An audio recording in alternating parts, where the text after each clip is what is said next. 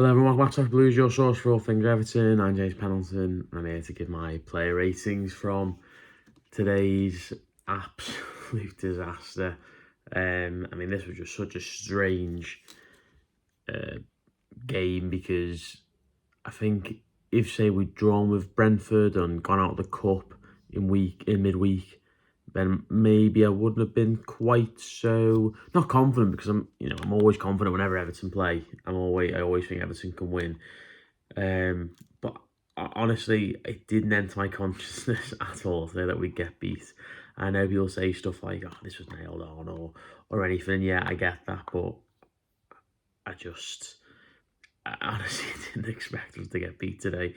No disrespect to Luton, it's just because they've lost every game bar one, which was last week. They played against 10 men. They got a very lucky penalty. It looked like we turned the corner. First 15 minutes, we were all over them.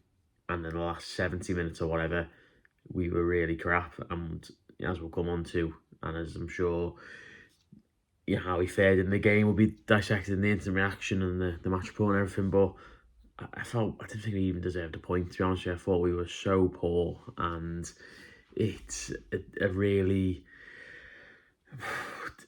it's just horrible, isn't it? Awful. But anyway, we'll get into the player ratings now. Jordan Pickford's given him a 5. I don't know if he actually saves the first goal, the shot onto the bar, and then obviously hits him, and then it's not clear. I don't know if he gets a fingertip save on that, but he had nothing to do all game. Other than the two goals.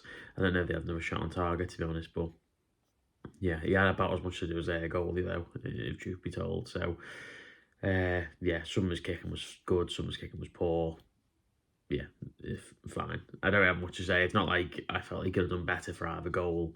It's not like I felt he could have come off with a corner, or if he'd saved Morris's shot for the second goal, it would have been a really good save, because I've just watched the highlights back again. It looked like a cracking effort in the ground, and it was. But yeah, Ash Young, right back, I've given him a 2. I thought he was shocking. Again, he's been really poor since we signed him, as far as I'm concerned. I mean, for the goal, for an experienced player to try and... I know it's a bouncing ball, I know it's not easy, I know you don't want the ball to come up, and then, because obviously a Luton player's going to do what he did in the end, and that's just try and clatter you and force the ball in. That's fine, but just do something. Don't try and control the ball in your own goal line. Absolute suicide footballer. Just get it in the air. I'm not bothered. Up rather than out is better than what he did. After that, and other than that, he was poor all game. He's getting beat left, right, and centre. He looks every bit the 38-year-old free agent not be signed, which I know sounds very obvious, but from when he spoke to Villa fans, you're thinking we've actually signed a good model pro who has looked after himself and is actually playing decently. And maybe he would be if he had to play 15 minutes here and there, maybe start a cup game, maybe play one game from the start, play 60 minutes in a match or whatever, but he's had to play so much since he's come in. Maybe that's playing its part, but yeah, I just thought he was crap today. James Tarkowski, gave him a 4. I mean, Deitch made him vice-captain, which is effectively like making him captain, because Coleman's injured and still hasn't even getting in matchday squads or playing the 23s or anything. And, Jordan Pickford was the captain, or the vice-captain, sorry. He's then made Tarkowski because he wants that leader out on the pitch. Where's that leader when you're getting beat 1-0 by Luton? Where's the person who's going to say, calm down, let's just reset here? Where's the fella who's going to demand more from the team? Didn't see any of that from him today. Some really good tackles. I thought he played okay, but I look at him as being the captain of Everton, thinking, we're getting beat here 2-0 by the team who some people are saying are going to finish on the record lowest points. Didn't think that was going to happen myself personally. But where is he? Where is the captain in this situation? So I've given him a 4. Brantford giving him a 4 as well. Good battle between him and Carl Morris, to be fair. I thought Morris got the better of him 90% of the time, 80% of the time, something like that. I felt he gave him a real torrid time, and he stuck on him all game, really. He didn't really go over to Tarkowski's side. And there was sometimes he was getting fouled, and there was 6 one after the other, but yeah, I thought it was a bit of a learning curve for him. Some great tackles, got back and made a fantastic challenge in the first half when I think it might have been Morris who was going through down the down the Luton right. A couple of rash tackles in the second half, a couple of silly decisions. Yeah, he's young. He's played really well since he's come into the team. I just didn't think he was particularly at it today, and I felt he struggled. Mykolenko at left back. I mean, I'm not sure.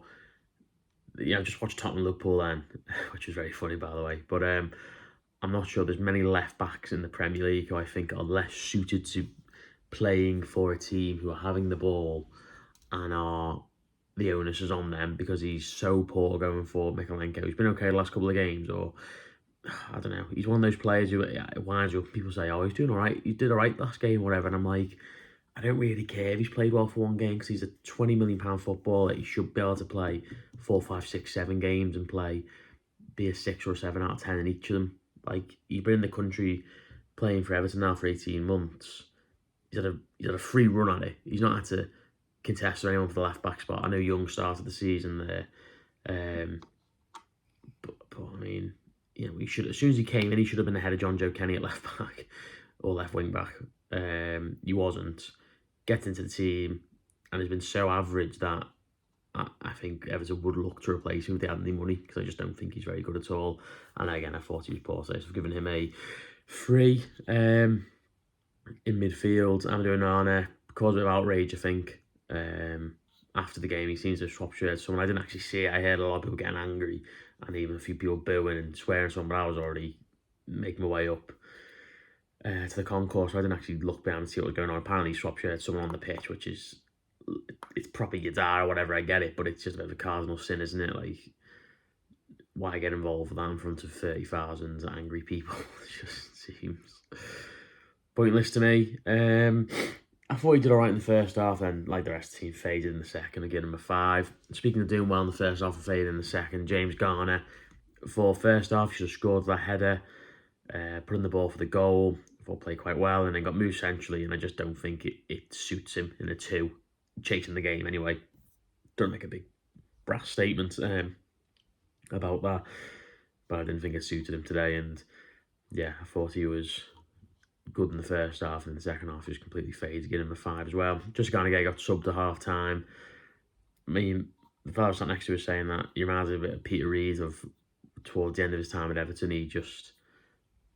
You could just tell he was over the hill, and just a guy plays well some games, doesn't play well in others. Don't think he played particularly well today. I think subbing him off changed the game entirely though, because I just don't think in the situation we were in, we could really chase the game with only 2 centimetres. We had no control in the middle, and every time we built up a head of steam, Luton could just run through the centre of the park and undo a lot of that good work. But yeah, I'm going to just get a 3 because he was effectively hooked at half time.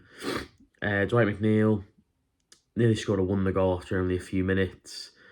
Did okay in the first half, and then familiar theme, completely faded in the second. I thought he should have been subbed a bit earlier, to be honest. So yeah, I've given him a 4.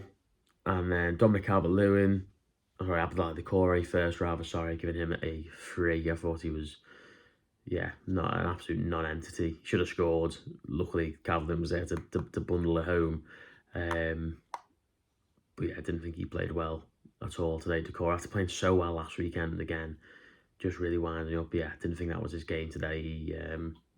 Again, energy, he gets about the pitch a bit, but it just again looked like that kind of Doucouré that I've mentioned the last couple of weeks, where some games he can play really well, some games I don't think he's really at it. So I'd give him a 3. Don Calvert-Lewin scored, worked hard, had a couple of volleys that could have gone in. Particularly the first one, the second half was speculative, but it would have been one hell of a goal. So yeah, I've given him a 6. First 90 minutes completed though in, when was the last time he played 90 minutes? I honestly could not tell you. It must have been, I'm just trying to think now, DCL 90 minutes. I'd be shocked if he did one last season. I honestly think that could be Palace maybe, or he won 3-2. Did he play 90 minutes that day at night? I don't know. I honestly, someone let me know the last time he played 90 minutes. I could have looked that up, but yeah, that's a positive. And obviously he scored again, 3 and 3 for him, which is really nice. Okay, it wasn't the best goal he's ever going to score in his career, but it's the sort of thing that Doucouré has that shot saved, and then Mopé stood on the friggin' D of the area, getting ready for the goal kick or something, So nice to have someone in there and score. And I felt he did okay what he had second half. sort of giving him a 6.5. Jack Harrison came on. As I didn't think that was the right sub to make, to be honest with you. I think we should have persisted with the team we had in the first half. I just think that team was creating enough to say, let's keep going, tie them down a little bit, maybe get the equaliser, and then we can then start throwing caution to wind a little bit. Left foot player on the right. Luton very happy to defend the box. Not the kind of game for Jack Harrison, I don't think. I've given him a 4. Thought he was okay. He tried, but didn't create anything.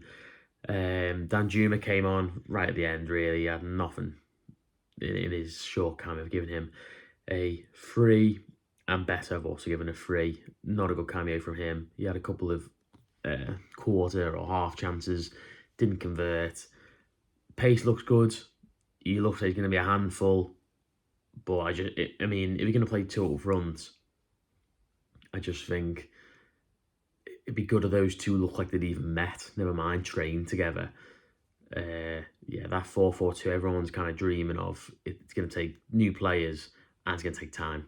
I really don't think we can play 4-4-2 at the minute, and I think that game showed why not, particularly when you're chasing the game. Got to start with that system. But not a good coming from better. But I've seen some lad on Twitter who seems to slag off basically everything to do with the club players, staff, the coach, all that.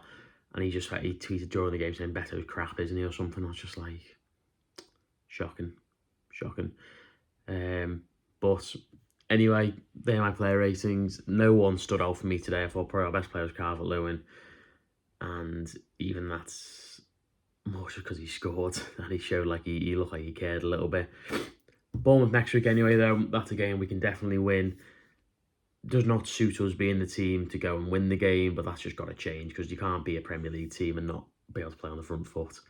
So let's hope we can do something then when the time comes. But yeah, nice one everyone for watching. Let me know your thoughts down below. Make sure you like, subscribe, and we'll see you next time. Nice one.